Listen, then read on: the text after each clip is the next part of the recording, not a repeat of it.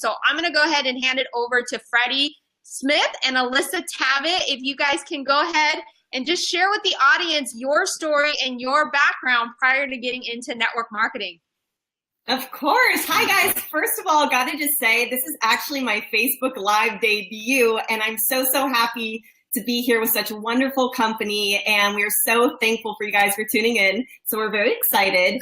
Our backgrounds consist, well, myself, I was an executive assistant as well as a tutor, and in 2014, I honestly was just at that point in my life where I was just dying for a change. You know, I really was looking for that change. So I had heard about home-based businesses, and, you know, in the 21st century, it's very, very popular with social media and everything is evolving and changing. So I looked into it and I found an anti-aging company that I had partnered with. So if you will, we kind of got our street cred and everything we learned from this amazing company for about 3 years. We had been building that. And what's really, really crazy is a couple months in, I supplemented my income. I was able to quit my job. So I've been a full-time entrepreneur now for 3.5 years? Mm-hmm. And during our journey with the past company, crazy enough, we were actually in this insane car accident and it put me in the hospital for 3 months. I had to relearn to walk. I've had 12 surgeries in the past 2 years.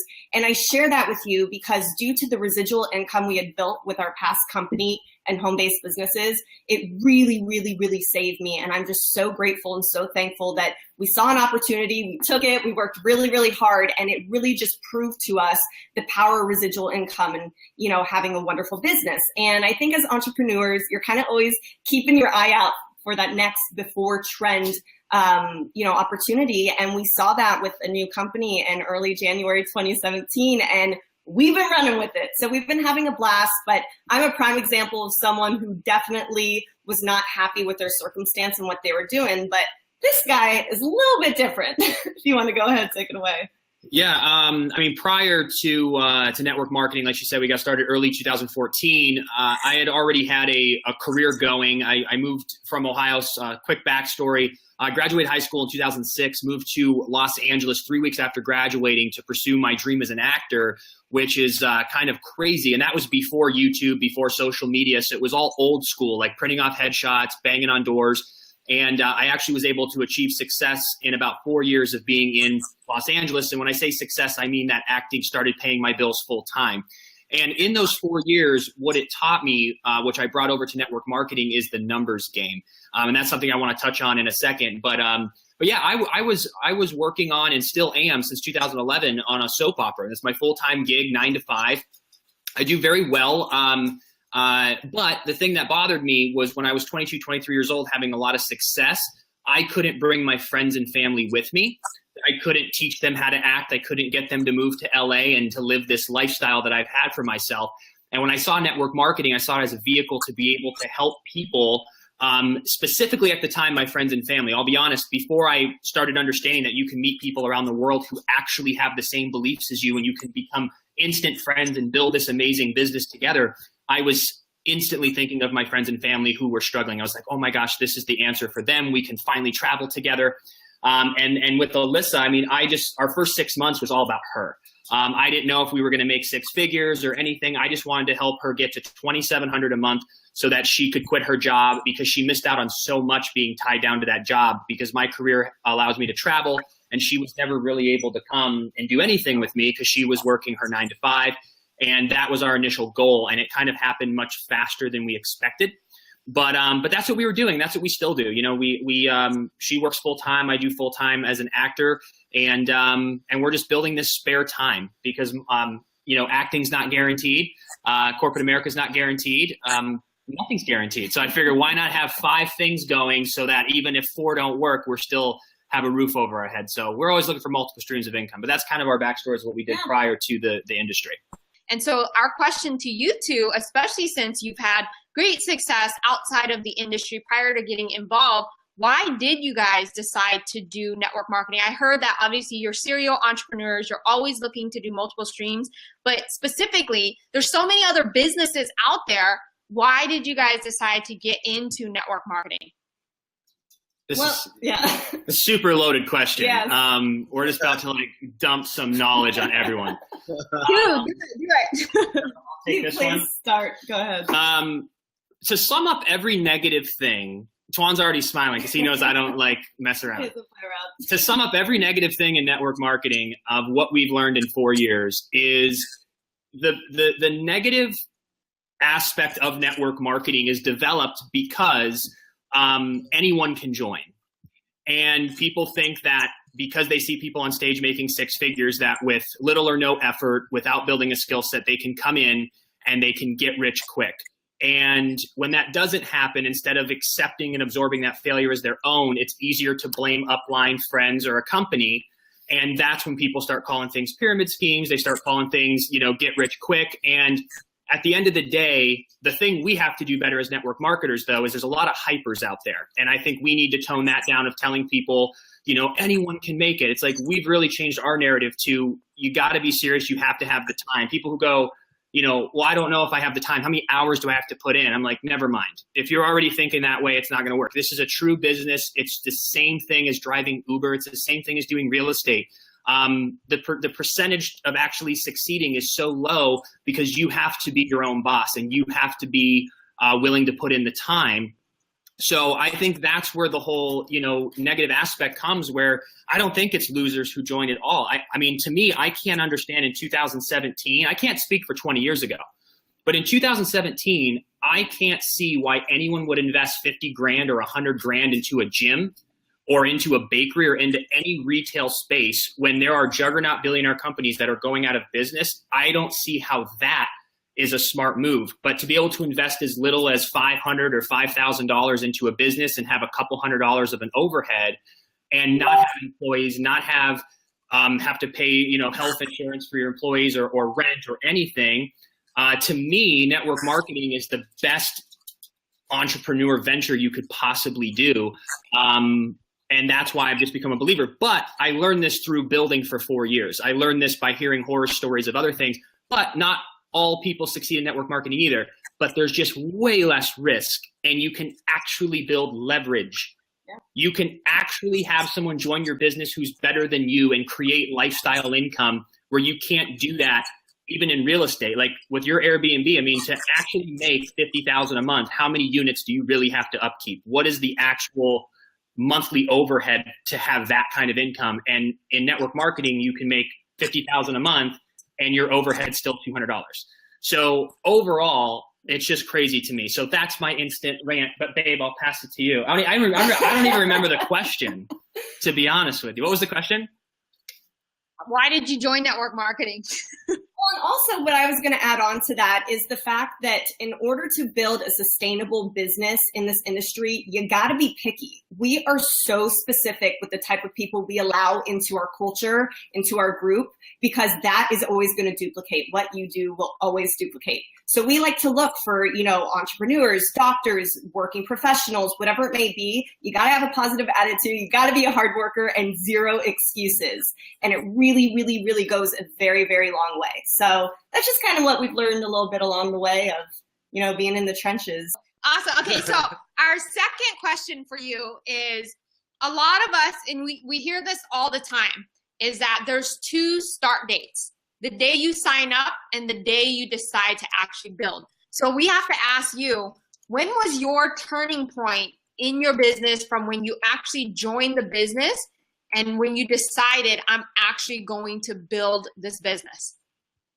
We might be a rarity in this one, but I'm pretty positive it was day one. I mean, we came in with a burning desire. We had to make it happen, especially for me. I was so done with the 2 jobs I had. And we hit the ground running, honestly. We got very lucky learning. We really took all of that in, learning from the best, and we applied it, So, but I have seen other instances and stories of people who have been in our organization who maybe they had signed up and then 4 months in, they just come out of the gate running, and we're just like, what is happening? So it really can happen, but you really got to make it happen and believe in it with your full heart and know that you are going to rock this. And the second you're going to rock this, I promise it's going to happen. It is. Yeah, I feel and if anything, we've turned it up a few notches, which we've even had recently, where it becomes friendly competition.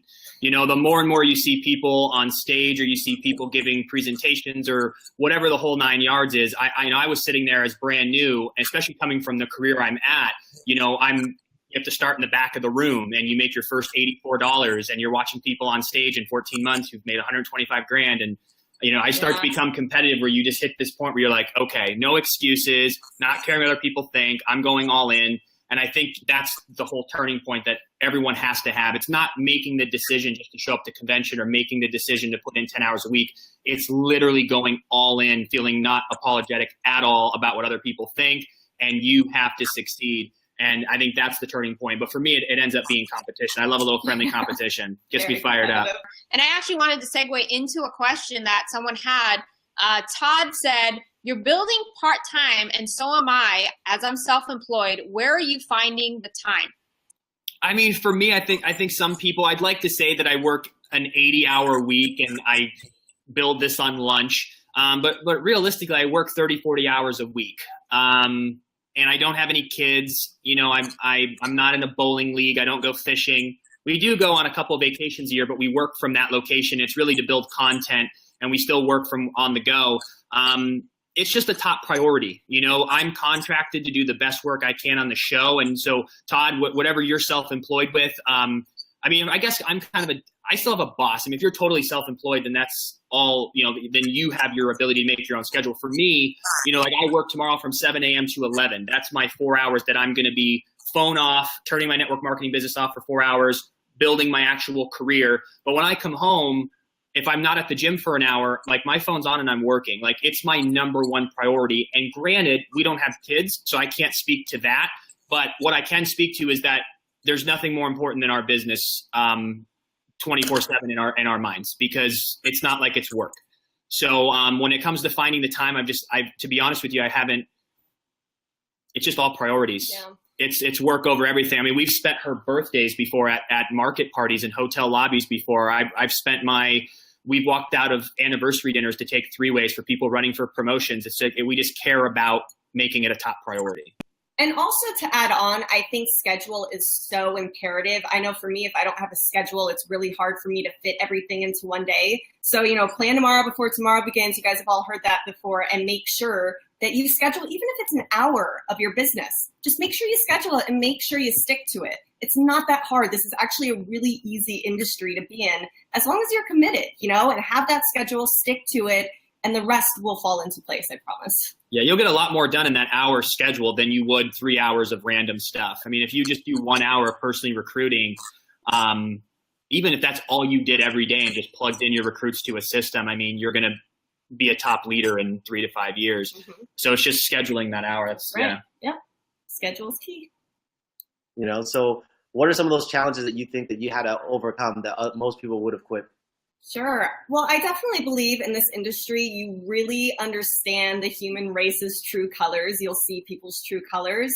And, you know, on one end of the spectrum, that can be family and friends, people who might be supporting you, or maybe they're, you know, turning their head and they don't want to see, or, you know, that'll never work, whatever it may be. You might get that and you're going to have to deal with it. You're going to have to put on your big girl pants and be strong, because they're not paying your bills, you are. And then on the other end of the spectrum, being in the industry, being in the field, you might be working with people who talk a big game, say they want to do this, this, and this, and then you try and coach them and they're uncoachable, right? So you can't coach the uncoachable, can't sell the unsellable, and you really just see people's true colors. And especially as leaders in the industry, we really have had an interesting time learning that, because it's a skill, you know, you're working with people who talk one game and will do something else. And at the end of the day, again, that's why I mentioned we are very specific with who, you know, we bring into our culture. It's our family, essentially. And it's just been a really interesting ride to see that, because prior to this industry, we had no idea.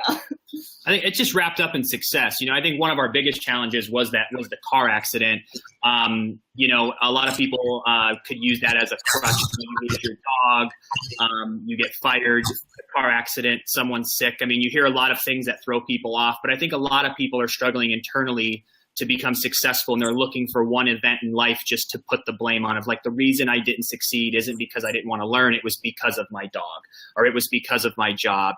And for us, that was a big challenge. But I mean, I was pacing the hospital floor for like everyone in that hospital in the cafeteria knew what I was doing 3-way calls. They were probably sicking me up in that. I was doing 3-way calls because when she was in the hospital, she slept recovering 8 hours a day. So I'd go to her appointments and then I'd be on my phone. Like, I'm just obsessed with winning. Like at the end of the day, it's just like nothing's going to stop us because there's no other choice. And I would say the overall big challenge that we're learning, and it comes from any sort of success, not just network marketing, is you're unfortunately going to lose people in your life that once were very important to you just because you are changing, but we're changing for the better. And you just can't please everybody. It's just not fair to those who deserve our time. And that's one of the hardest things that I'm still dealing with that I hope gets easier. But it's really, tightening up your inner circle and valuing your time. I think that's the biggest challenge that I'm personally going through right now is how do I keep juggling all my friends that I love near and dear, but we're on two totally different paths. And so I think that's my biggest challenge that I'm just in the middle of right now. But I'm powering through because there are people in my business and in my life who are going to be here 30 years from now. And that's who deserve my time, not an hour coffee or a 3-day trip with someone who probably won't be in my life 6 months from now. And during one of the hardest times of our lives, this guy especially, he made 0 excuses and our business actually doubled. And that's when we finally were really able to succeed and win really big with, our past company. But it's because no excuses. We'll hear stuff all the time and we're like, you have no idea what we've gone through ourselves. We all have our own, things that happen to us. Life isn't perfect. Life is very unpredictable and you never know what's going to happen, but it's how you take those tragedies and how you become a better person, how you grow, don't just go through it, grow through it. And we really did that. And it's been really, really awesome to watch him to just grow and explode and really be a wonderful leader. So before we ask you the next question, Chris actually had a great question that says, what helped you change your mindset from helping yourself to helping others? Ooh. Well, I think for us, when we first got started in this industry, it was our why, or my why at least, was to selfishly get out of my job, right? So I realized real quick that in order for myself to succeed, you got to help others. And then once we started really understanding that and making it happen, it's almost like an addiction because you get so connected with who you're working with and you want to help them so bad to hit that next level because then they understand that, they see that, and they want to do the same thing. The one thing in this business is what you do duplicates. I have seen that time and time again. Whether it's good or bad, whatever you're doing, it's going to duplicate into your organization. So definitely just understanding that to succeed in anything in life, you got to help others. You got to add value, right? So I think for me, that was just kind of the aha moment of, let's do this. Teamwork makes the dream work, right? And this is the kind of business that you have to help others. Like even as an actor, like I don't have to help anybody and I can still go and make millions of dollars. In network marketing, the only way to get rich, if that's what you're looking for, or to retire or to do whatever, you have to help other people. And you want to help them so much that they become leaders and they sustain that business and it just continues to sustain and sustain. So it's one of those industries that, to answer your question in a nutshell, it's like to help yourself, you have to help others. Mm-hmm. Like it's just built into the system that you have to help people. How do you guys keep a steady flow of contacts consistently coming through your network and how you're able to continually share the product that you represent and share the company that you represent? Can I start this one off real quick? Okay. Yeah. So basically, guys, I think social media is completely underrated. If you are saying that you ran out of contacts, you don't realize what is sitting right there in front of you. I know for us, Instagram is my thing. That is my platform of choice. I love it so much, but you have to understand who you are and your brand and what you're sharing with the world. Ask yourself, who am I? What's my message I'm trying to get across? I'm not talking about posting anything about your product because you will never get customers that way. Business is all about relationship building. Even thinking back to our accident, we would go to so many doctors and leave so many of them. And I say, I am never going back there again because I didn't like the way they made me feel. So with social media out there, be in the know about hashtags. And, if you're selling, say, lip gloss or something, look up hashtag lip gloss, hashtag lipstick, beauty bloggers, all of that. It really is endless. And go and look at these photos and like them and comment because guess what? people are going to reach out to you. And when they reach out to you, don't do any spammy, weird stuff. Be normal, be a human, have fun, and just converse. Get to know who this individual is. And from there, continue to keep a list of people that, you know, you're just chatting with, getting to know, seeing if it could be a good fit, and make sure you follow up. If you don't follow up, fortune's in the follow-up. We always hear that. Make sure you follow up. So if you're not using social media, I mean, definitely take a look into it. You can even look at ours, see what we do, but you got to make sure you know your audience too. Even on Facebook, I know for me, it's more about my friends and my family, and I'll post other things on Instagram that I won't on Facebook because I know that people on Instagram, you know, want to hear the inspirational stuff. Our entrepreneurs like to hear that. And as opposed to, I think Facebook, it's more, you know, sometimes business, but just more what we're doing, sharing with our friends, our close connected individuals, and it's all different. So know your audience, know your brand, and you're never running out of contacts because we've got social media right outside. So yeah, there's really only two ways. I mean, it's you go and do like we met so many people at Cabo, added them on Facebook, and that's why we want our Facebook page to be a positive landing page. It's our new virtual business card. So instead of handing them a business card, we just added them on Facebook. They're probably going to watch this.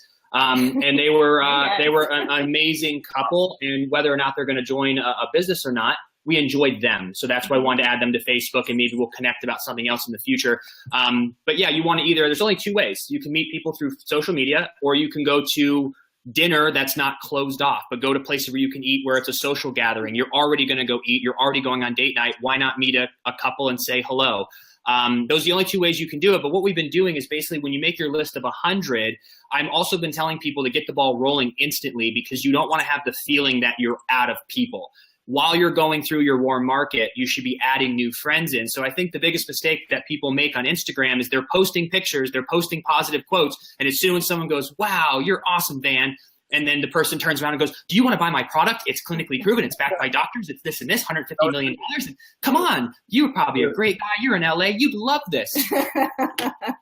Become friends. Become friends. You know, like right now, if you're struggling with your list, don't try to rank advance tomorrow. You need to rank advance in November. The next 3 months, you need to make 30 solid friendships where you don't talk about anything. If your business comes up, wonderful. Shoot them a link. But just comment, hey, I heard your son hit a home run. Congrats. Or what do you do for work? Or what's going on? There are people on Instagram that I've been literally becoming friends with for 5 months. And now my list is like 40, 50 solid friendships that they're going to watch the video. They're going to respond to me because we've built a relationship. I didn't just hit them over the head with facts and figures about my company. So post on Instagram, post on Facebook, but be normal.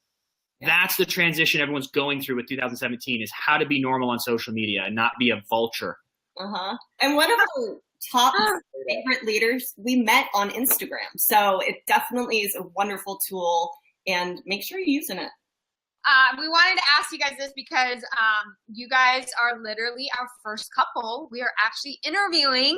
And so what we wanted to ask you, which is a huge question that we are constantly asked being in this industry, and I'm sure you guys get this too, is especially when you're in network marketing. And I think what it is that when you go through self-development, you start to discover things that you never knew before about yourself, and then you start discovering things about your spouse. So how do you guys work so well together in network marketing as a couple? Because we've heard so many different stories, like my husband doesn't support me, my wife doesn't support me, or we constantly are butting heads, we can't be working next to each other. Like, how do you guys work so harmoniously together so well? You know, it's kind of crazy because when Freddie and I first met, we were actually best friends for quite a while before we ever, you know, started dating. And we really built that relationship. And luckily, we just get along really well, and we understand the balance in work life as well as, you know, personal, and understanding that, you know, we really are putting our business first, but we know our roles, I guess, if you will. You know, we know and work on our strengths versus weaknesses, and we both know what we can bring to the table and what we can offer. And we really just play with that, you know, and we're honestly having a blast. Yeah, our answer is like, I feel there's more people who don't connect. I mean, I think we're just very lucky that like I've never once went to dinner with her and we're sitting there for an hour and a half and I tell her like, babe, like stop talking about work. Like that's all we talk about because it's our future. It's what it's like being progressive and making progress in life and success is what drives us because everything else is there anyway. And that's the thing that we can control and change. So we've just been very fortunate this whole time. We've just got along. We each have kind of our roles of what we do in the business. I will say, though, what has made it the perfect transition when we went to a new company was in our past company, we signed up in 2 separate accounts. And it's been much easier, less like we've been a true team because every single person is truly together. So I always recommend for married couples to always sign up together. That's another conversation, but I love it under one umbrella, not 2. So the transition here has been great. Before Tuan asks you a sub question to that, I love what you just said because that's actually the number one thing that people don't realize is why would you split your position? Because that means twice the effort. And Tuan and I have never done that in our career. So I'm glad you said that because so many people are thinking, well, what if I could earn out, 2 positions? But the reality of it is when your spouse is working one and the other is doing another, one tends to be more of the rock star position. And so why wouldn't you double up the effort to get to the rank faster? So I'm glad you said that, Freddie, because that is so important for couples to understand that you can do that if you know within yourself you both can, build really quickly and you both have massive contacts outside of each other that you don't share.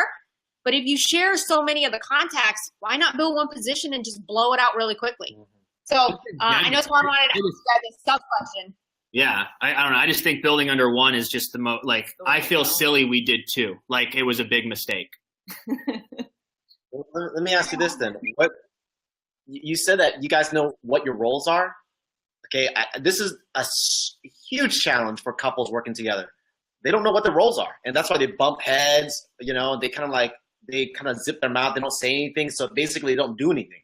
So what are your roles between each other in the relationship? So Freddie, what are your strengths that are maybe Alyssa's weakness? And Alyssa, what's your strength that may be Freddie's weakness? It's huge. I mean, I don't know, yet again, just because we're so on the same page, it's like anytime I'm about to post like a paragraph in our team page or anything, she has to edit the grammar. She's the one who writes everything and she's so good with words. I'm more of a comp plan guy. I guess if you had to put it like this, I don't know if this is the right term, but like closer, like I'm the, like, oh, let's put Fred on the phone if it's somebody who's on the fence, or like if it's a comp plan question, Fred's got that.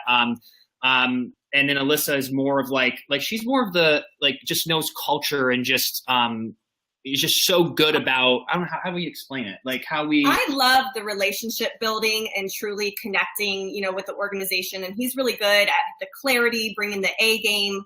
Not to say that we both don't intertwine and do the same thing, because he is great at all those other things, but we just know, like, if it comes to numbers and comp plan, I will never sit and explain it when I got this guy. I will send a video because I just know he's gonna bring it in a way that my mind doesn't work that way. I prefer, the words and writing and grammar and spelling, and, he loves the numbers. So I think being self-aware, like everyone watching, just be self-aware, know your strength and think of how you can get those strengths better, focus on that as opposed to something. Especially if you have the same goal. I mean, at the end of the day, like me doing this and her doing this, or us, cross-pollinating, that's going to get us further. Yeah. That's all that we care about is the end goal. So it doesn't matter who's recognized or who does this or this. We're sharing the business and sharing the success. So, I mean, we both get to walk on stage as a couple, and we're both proud of each other, and it just, just really works in that aspect. Sorry, just highlight Tuan's comment. He says the closer and the culture builder. That's what he says, you guys. This is awesome.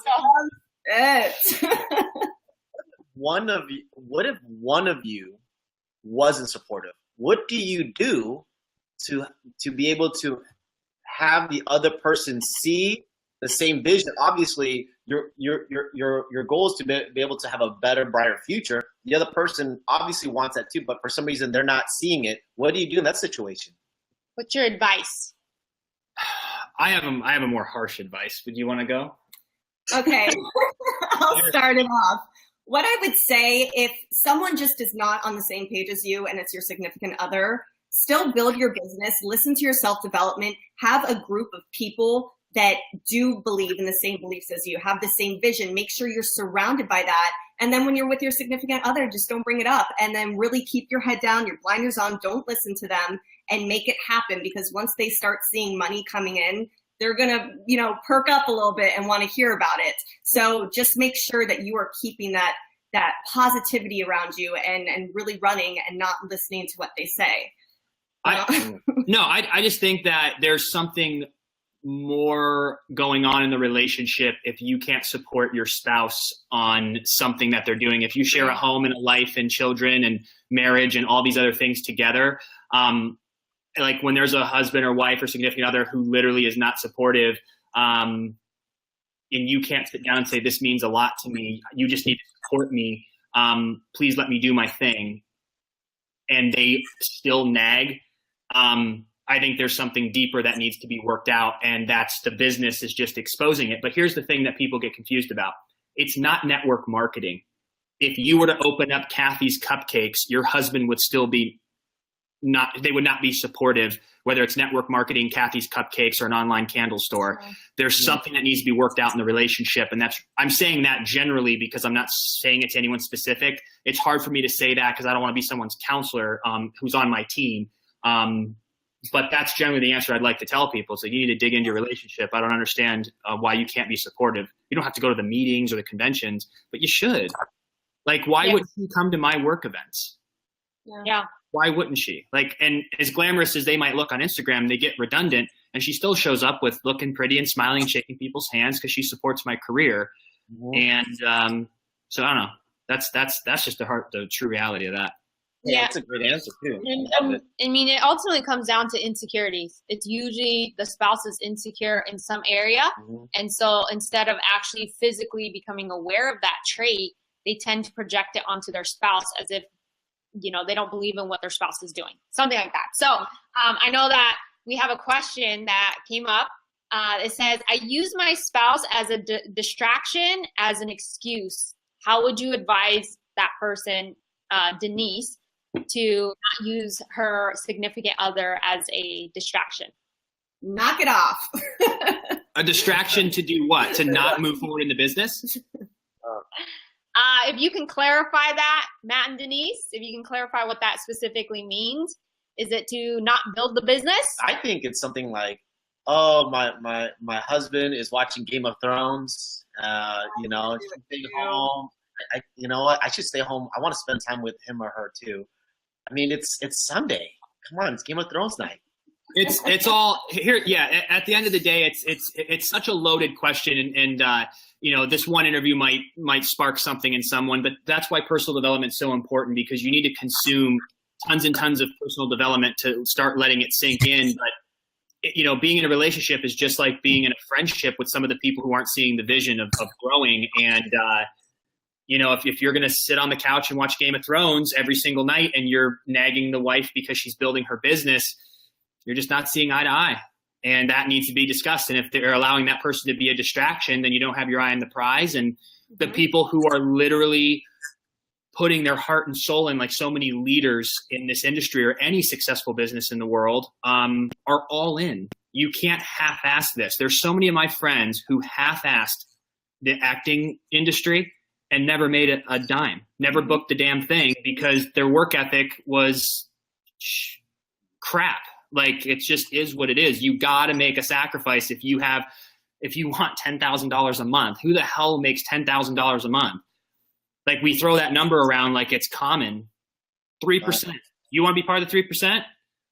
You can't watch that much TV. Yeah. And with my career, with everything that we do, we still have time for TV. Yeah. So, it's just priorities and schedule, ladies and gentlemen. Yeah. Like we watch an hour easy at night. 9:30, 10 o'clock, we watch TV. Like, what else do you do those last 2 hours? I work till 4 sometimes, and we have 6 hours to build the business, then we watch TV. Like, you can fit it all in. You just got to cut out the other garbage in life that's not moving you forward. And it really goes back to schedule, because if you did your work and your exposures for the day, then watch Game of Thrones, that's fine. But make sure you schedule it and that you get it done, because at the end of the day, it's up to you, no one else. I like how you guys said that. You guys are not, because lots of people are like, oh, I got to sacrifice everything to be able to achieve the life I want. But what you guys are saying is like, hey, I still can be like the masses. It's okay to get into the matrix every once in a while to feel normal. It's okay to eat that piece of steak and go, I love this, how it tastes like the matrix. But you can unplug from the matrix easily and get ahead in life by simply prioritizing, by simply planning. And that's the whole kicker to all of this stuff of what we're saying. It's like the example of leaving an anniversary dinner was when it's like the end of the pay period and people are running for huge goals. But we're also at the point when Friday night at 6 p.m. comes, we shut our phone off. Like, you also need to schedule alone time as well. You need to schedule movie night. You need to schedule the gym, and it's okay to unplug from your business. But that just comes down to true discipline and scheduling, which if you asked anyone, like, show me your daily planner, I bet you only the top 1% have a daily planner. How interesting. I bet you the only top 1% reads personal development. How interesting. Top 1% goes to the gym. How interesting. But yet you want to have the top 1% life, but you're not doing those three things, which is the most important. And can I just say on planners, I got something called the High Achievers Playbook, and it is awesome. So if you're looking for something, it has a master prospect list. It's been fabulous for me. So just what I've been using. For you too is what is your definition of a good leader in this industry? Because so many people get involved, they recruit X amount of people, and now they believe they're a leader, but they don't know what that means. They don't know what a leader looks like, what they're doing every single day. So what do you guys define as a good leader in the industry? Truly just leading by example and doing what you're preaching. You know, you don't want to just be a manager and manage everyone and kind of tell them what to do. You have to show them. You got to be in the field, in the trenches. You just got the Simon Sinek book, Leaders Eat Last. I mean, it kind of explains itself, right? You got to make sure you're doing what you're preaching, show them how to do it, and just be there for them. You know, really care about your organization, your team, because then you build that culture and you all are really taking care of one another. And I think that is key to do. And it's also just keeping your emotions in check. And, as leaders, we deal with a lot of ups and downs. And when you're building a huge organization of people who are dying to be at your rank, you can never show that it's cloudy sometimes at your rank, because that's what people are working to get. And if they're like, well, heck, if Freddie and Alyssa are having a bad day and there's so many ranks ahead of me, like, you always have to be completely positive, a person of your word, do your best, and just be nice. And be just nice and giving. I mean, it seems like so easy to answer, but yet it's a hard skill, because you have to put out fires and you have to just take the high road and just be the bigger person in every situation. And that takes a skill set to do. It's easier said than done, but just be a person of your word. Be honest, be genuine, be transparent, and people will follow. The right people will follow you for being the true you. So don't try to be like Tuan and Van or me and Alyssa. Like, who are you, and what makes you an amazing leader? Maybe you have more charisma than me. Maybe you're, I don't know what it is. Whatever quality you can highlight as a leader, do that, and then show up early and stay late. And all the leadership skills that we can hear and read about all the time are so tried and true. But the last question we do want to ask you two is, what is your advice that you can give to someone currently, whatever company they're representing right now? They're running towards their goals. They're running towards a rank advancement. What is your one piece of advice that you can give them to keep them mentally in the game, to know that the time that they're going to put in is going to be absolutely worth it? Yeah, definitely make sure you're reading your 10 pages a day, redo your list of 100, make a schedule and note in the schedule who you're exposing each day, and make sure that you are connected with your upline, your support team, and that you are connected with your downline as well. Even if it's one person, you need to be there for them, and just make sure you're always connected, you're on it, you're keeping your mind strong, your heart right, and the rest will fall into place. But just do it. Like Nike says, just do it, guys. Just make it happen, because there's no reason to be scared. Everyone is just a person out there. We're all just living in the same world. So don't be afraid to talk to people, use social media, and have fun. Be normal. Yeah, I would say just two things. Is one, like what I said earlier, if you have no list right now and you're trying to run for a goal, you need to be realistic and reposition your goal and launch for about 60 or 90 days from now, and expose, make friends, get a solid list so that you can actually participate and bring in 10 new people at once and help them all, succeed as well. But at the end of the day, I think an overall advice, just what I've learned in network marketing, is that your level of personal development is pretty damn near your equivalent of what your income is. So it's about how many problems you can solve. And a lot of people think as soon as I can show my friend that I made $6,000, they're going to join me. They're actually not. I mean, people have watched me make multiple six figures in this industry, and that isn't what changed their mind. It was the person I've become in the 3.5, 4 years of doing this that have made them want to join. So if you aren't having people join, you need to create some sort of personal development achievement, not monetary. So whether it's losing weight, getting a haircut, changing what you're watching, instead of going to work, bringing that like random unhealthy leftover lasagna, start bringing a salad to work, and people are going to wonder, why are you doing this? Why are you losing weight? Why is your hair different? Why are you talking about Tony Robbins all of a sudden? People watching personal growth. Why is your Facebook cleaned up? You're not sharing these weird games on your Facebook anymore. It's actually like positive stuff. That is what's going to attract the right people. And everyone that we're hiring now for different things that we're doing, I don't care about resume. I don't care about college education. I don't care about anything. What I care about is send me your Instagram and your Facebook, because I'm going to do some true digging and see who the hell you really are, and not just what your business card or your resume says. So your Facebook and Instagram, people are watching, and your LinkedIn more than you ever know. Become the best version of yourself, whatever that means. And I'm using just weight loss as an example. You got to become better to attract better. And if you think you deserve the top 3% of income in America, you got to be doing what those top 3%ers are doing. And it's reading. It's working out, taking care of your body, taking care of your mind. Have self-awareness. Like, that's what Gary Vaynerchuk talks about the most. Like, be self-aware. Like, you can't have a cartoon character as your icon. It's got to be a smiling picture of you. Like you said, it's. I'm not being mean, but if you're building a business, that's it. The day you sign up in network marketing, the day you start Kathy's Cupcakes, is the day that your personal Facebook page becomes your business page. Delete everything. Delete it all. All the keg stands, all the different crazy things you've done. Get out of there. Get it out. The day you dyed your hair pink, delete it. It's not going to be that if that's what you're not trying to attract. So, social media is just taking over the world, and we all need to hop on and make it happen. Yeah. Okay, so I'm sorry. One last question I wanted to ask you guys. Is there one particular quote or philosophy that you guys live by before we let you guys get going? I'll think about that, but the first thing that came to mind is a quote I've seen recently where if you want to make everyone happy, sell ice cream. Yeah, that's a good one. But that's not what I live by. I just saw that and it came to my mind. Something for me would be do it now. Every single day. I used to do this actually for a very long time. I'd wake up in the morning, I'd say it 100 times in a row. Do it now, do it now, do it now, do it now, do it now. Then I do it at night before bed. And I am telling you, it is a weird psychology thing where during the day, like even when prospecting or calls, I hear do it now. And I'm like, I got to do it now.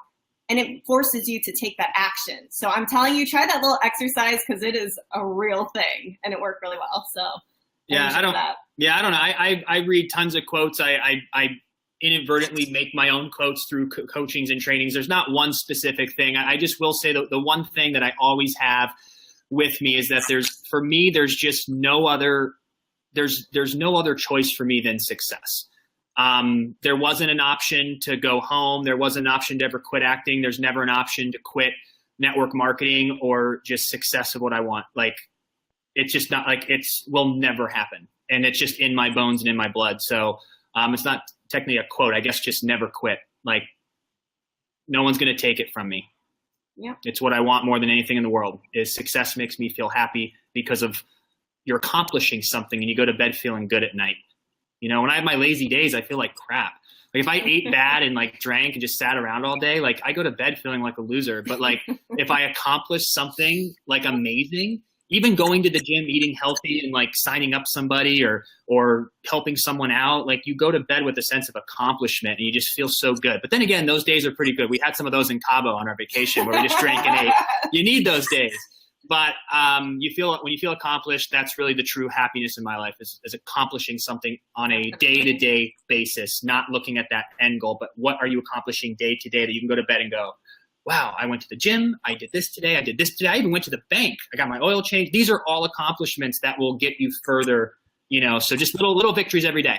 Yeah. So with that, guys, thank you so much, and we appreciate all the support, and we love you all. Thank All right. you. Bye. Thank you.